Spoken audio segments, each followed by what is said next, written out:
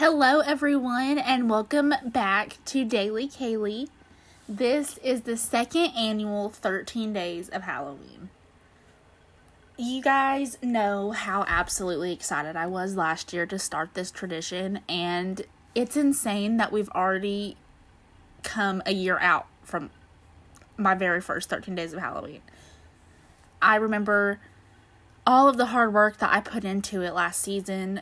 I was recording every single day. I was editing every single day. And that is probably the most productive period of my life that I can remember. Especially because I had a newborn. And it was just... it took a lot of hard work. And I have absolutely no negative feelings about the hard work. It was amazing. It feels really good to look back and see that I produced all of that. I feel like a strong, independent, badass woman, and I am back again for season 2. I can't wait. This is going to be a crazy, crazy season. This year's theme is kind of hard to explain. This year is based on 80s slasher thriller films and the true stories behind some of our favorite 80s movies. Now, I don't know if any of you have seen the movie The Entity, but if you have, today's episode is about the case of Doris Bither, and her case inspired that paranormal movie. Anya is supposed to be here as my co-host today, and she's napping because she's a huge brat and did not want any part of this. I tried so hard to get her to talk to you guys, and she was just mad. She was just yelling at me and hitting me and throwing stuff at me. So it's fine. She's throwing tantrums. She can do that. She's going to nap and feel better, and maybe for our second episode, you will be able to talk to Anya for the first time on Daily Kaylee. Anyways, like I said, today's episode is about the case of Doris Bither. This case, when you hear about this case, you will see what I mean, but this case is the epitome of 80s paranormal movies. It's insane. It's almost what is that movie called? We've all seen it. It came out when we were kids, and it's about this girl who's possessed, and they bring in an exorcist, and it's insane. I forgot what it's called, but there's tons of movies like that, so name one, and there you go. It's the exact same. Anyways, Doris lived in Culver City, California, and this case started in the early 70s. On August 22nd, 1974, there were 2 paranormal investigators, and they were in a local bookstore. It was Dr. Barry Taff and his associate, Carrie Gaynor, and they were overheard talking about paranormal instances that they have either investigated or that they think they should investigate. They are overheard by Doris. Doris approaches them and basically tells her that her house is haunted.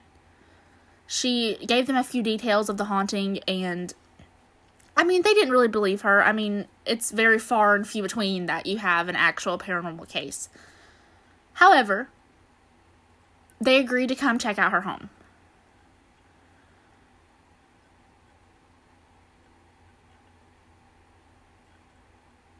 Doris was in her 30s, and she lived in a small home in Culver City, like I said.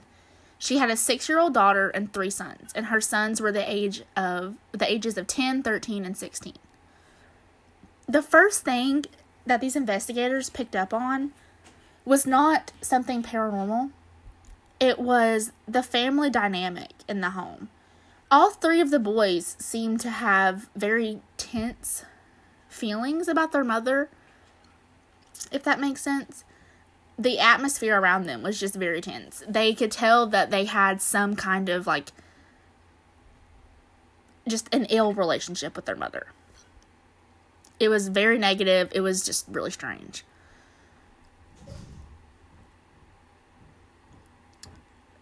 The investigators took note of this because it is very common that any sort of negative energy in the home is amplified by negative feelings in the people that live there. Doris told the investigators that these spirits would physically attack her. She said that it could be something as simple as her just like bumping into the ghost while she's walking around her home to being raped by these ghosts. Obviously, the investigators were very skeptical. They were like, okay, we'll take note of this, but in reality, they didn't really believe her. As I'm sure you all know, if you are into the paranormal like I am, it is very hard to capture spirits on film. I don't know where I was going with that. I mean, it's very hard to have physical evidence of something paranormal happening in your home. However, Doris had bruises all over her body. And these weren't just bruises that you would get from like bumping into a wall or like tripping on the ground. I mean, they covered her body, especially her inner thighs. They talked to a few people in her family and people like her colleagues and family friends, anyone that has been in her home. And almost all of these people like corroborated her story. I mean, they had either seen like apparitions, they had just had a bad feeling in the house, like they knew something weird was happening in her house. Doris said that these spirits were Asian men. And her children also saw them and confirmed what she was saying. They saw them so often that one of her children had named one of them Mr. Who's It, because he was so familiar to him. Doris told the investigators that basically 2 of the smaller spirits would hold her down while the taller one would rape her. Doris's oldest son, the 16-year-old, he admitted that he had seen his mother being tossed around the room, and at one point he had tried to intervene and help her, and he was also thrown across the room by an unseen force. Like, he obviously did not see he was attacking him.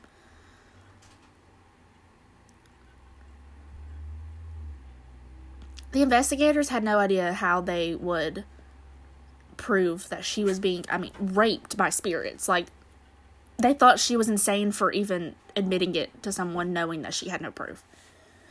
However, they were obviously intrigued. They obviously knew at this point that something weird really was going on. So they brought in high-speed cameras, they brought in professional photographers, and they brought in about 28 other investigators to just be there to confirm their story, to confirm any sightings that they had.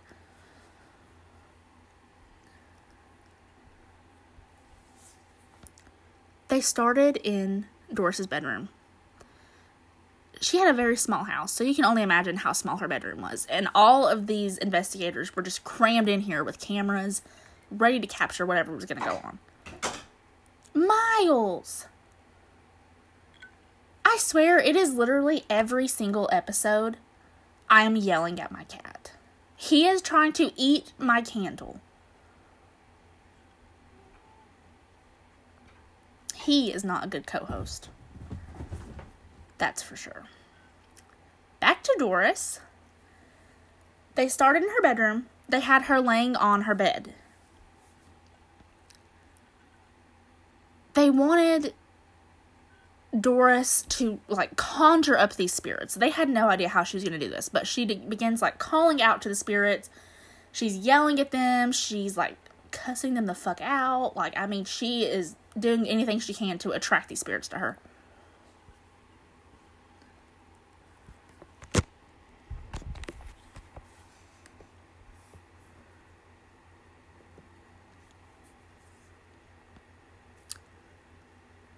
it worked.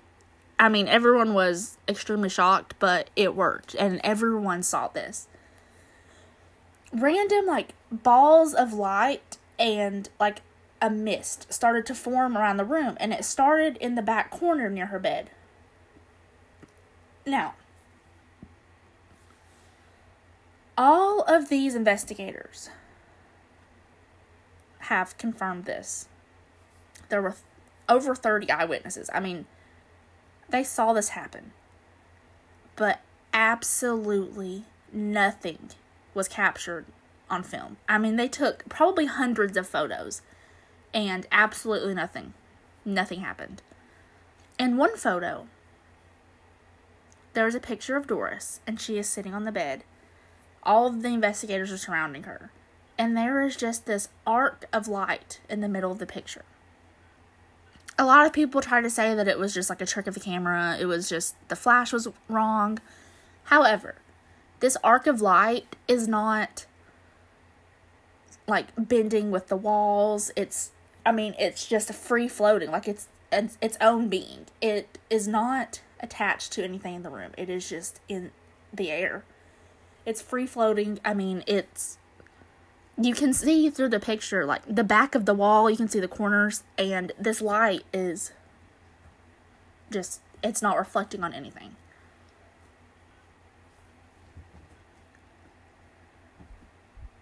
In the mist, they started to see the torso of a man become more clear.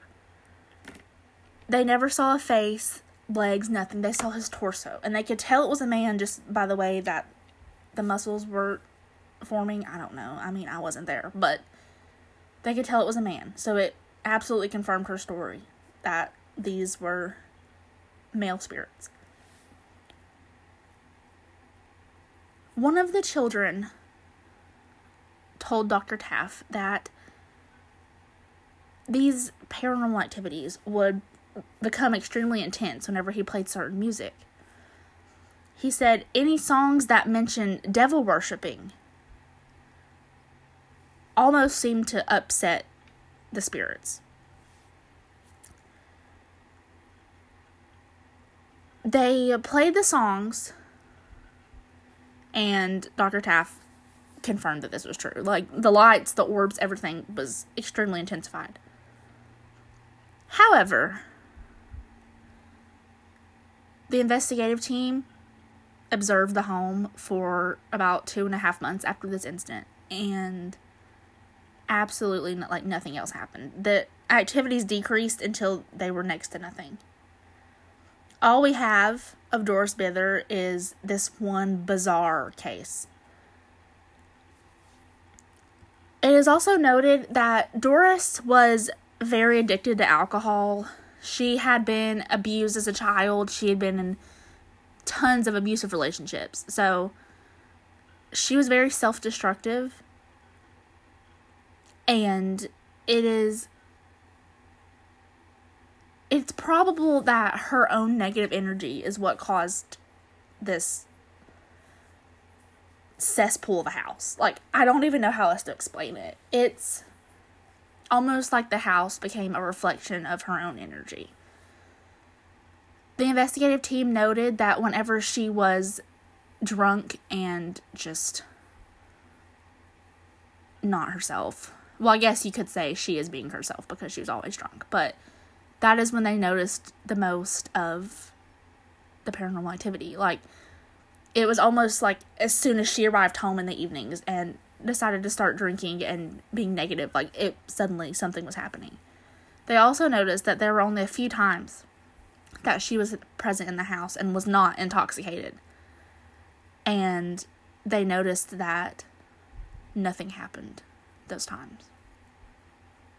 So, I don't know. I mean, tell me what you guys think about this case. I think it's extremely creepy and really cool. And, I mean, it's inspired tons of movies. So, it worked out for Doris in the end somehow. Let me know what you guys think. And I will see you in 2 days for episode 2. Bye, guys.